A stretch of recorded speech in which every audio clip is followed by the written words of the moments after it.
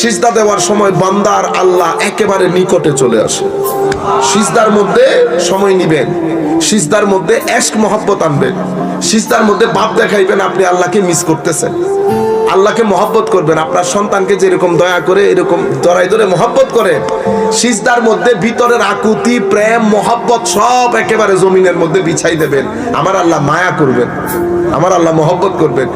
আল্লাহ এই যে আপনি যখন আপনার বাবাকে মহব্বত করেন, আপনার বাবা বুঝে তো, এটা ঠিক না?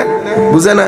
আপনাকে কিছু না বললেও উনি ওনার স্ত্রীর সাথে মানে আপনার মার সাথে বিষয়গুলো শেয়ার করেন, ওনার বন্ধুর সাথে শেয়ার করেন, সবাই বুঝে বলে না।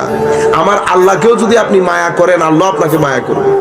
কিন্তু আমাদের দুর্ভাগ্য হচ্ছে যার খাই তার কোনো খবর নাই।